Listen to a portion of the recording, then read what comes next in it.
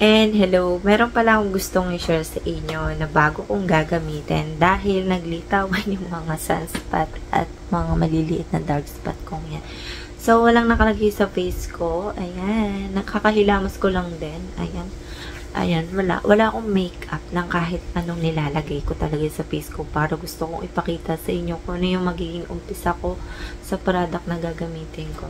So, ito nga pala, nakita ko sa TikTok, nabili ko siya ng 200 plus, pero dati siyang 400 plus ata.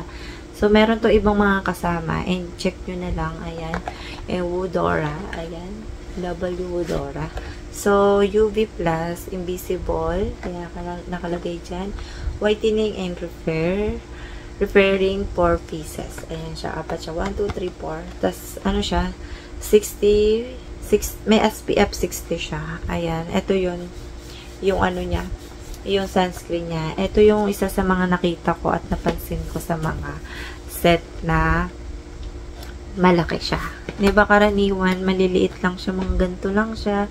Tapos yung iba 300 plus, diba? Ito, mayroon naman, sa totoo lang, ang dami ng murang mga set. Nagpapamurahan na sila dahil nga marami nang lumalabas na iba-ibang mga set, katulad na maintenance set, rejuvenating set, diba? Ito kasi ay rejuvenating set daw to. So, hindi daw siya mahapte, walang hapte, walang sakit, ayun.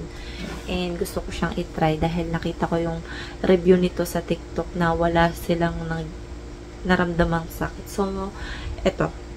Nakabili ako ng ganito, and gusto ko siyang itry. Alam niyo naman, saan ako bumibili ng mga gusto kong itry.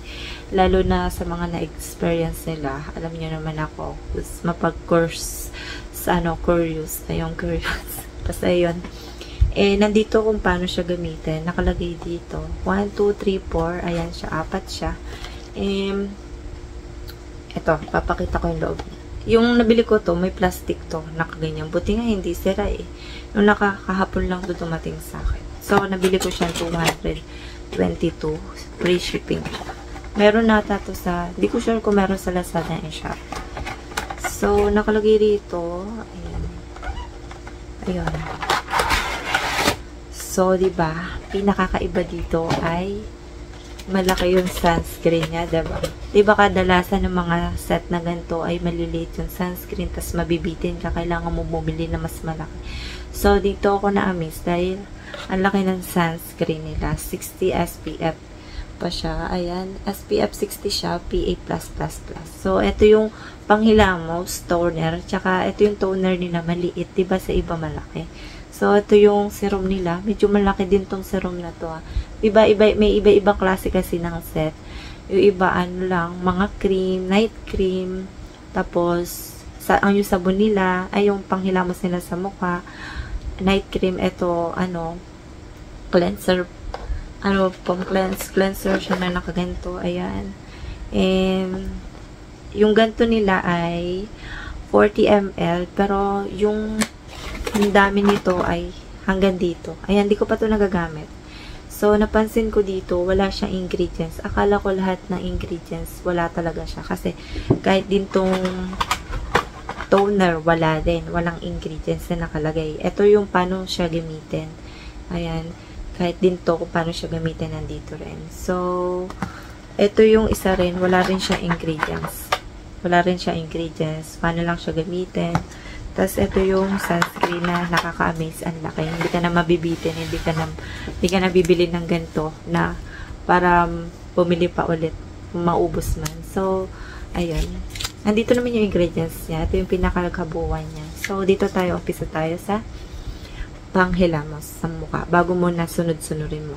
So, pwede ito umaga tsaka gabi. Ayan. Vitamin C nakalagay dito. Bright. And foam cleanser siya. Ayan.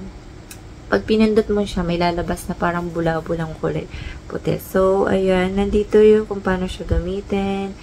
Press mo siya ng 2 to 3. Depende sa'yo kung gusto mong karami. Ayan. Di ko pa siya natatry. Gusto ko lang siya ipakita at gagamitin ko kung ano talaga yung gagamitin ko. And, rejuvenating set daw to. So, ito yung toner nila. Ang liit. Ilang 15 ml. Ang toner naman kasi hindi mo naman kailangan sobra-sobra or kaya araw-araw mo gamitin. Optional, pwede mo siyang hindi gamitin, pwede mo siyang gamitin lang sa gabi or kaya umaga. Ayan. Ito na may number 2. Ayan. Vitamin C number. And nakalagay dito, Bright Beauty Skin Water. Ayan. And paano rin siya gamitin? Alam niyo naman paano gamitin to. Basta, dahan-dahan lang. After mo magilamos, dahan-dahan lang. Kahit ganun mo lang. Hanggang leeg. Sama mo yung leeg mo. So, yung amoy nito ay, punong-puno din na naman ito Yung amoy nito ay, hindi naman siya matap. Tinaray ko na to sa part na dito, ano na dumating siya.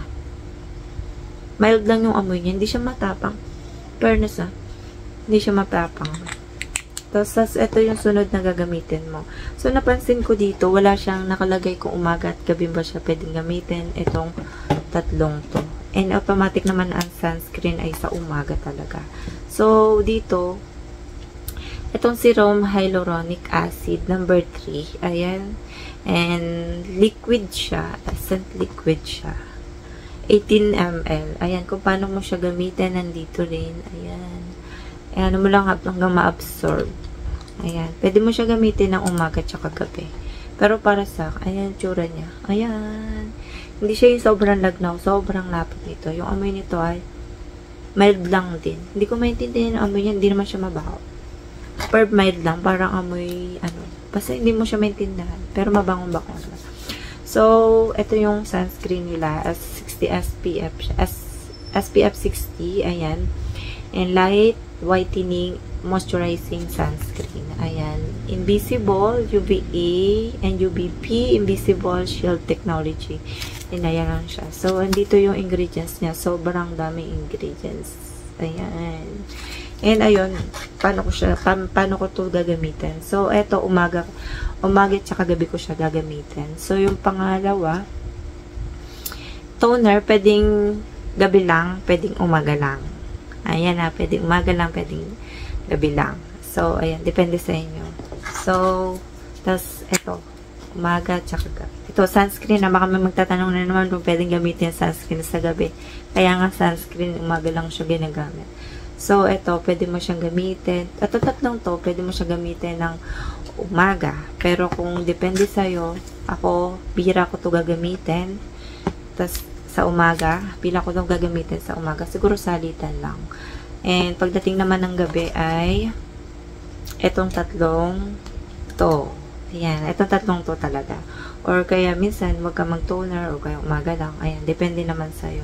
So, ayun. Ayun lang yung masasabi ko dito. Yung pinakita ko lang yung itsura niya. Kung ano nga ba yung magiging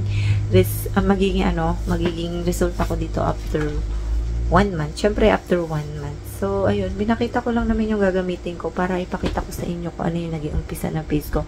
Malay ko ba kung maroon ako magkaroon ng pimples na dire-diretso or kaya yung mga dark corn mas na dark pa, diba? So, ayun lang yung masasabi ko. And see you next time. Bye.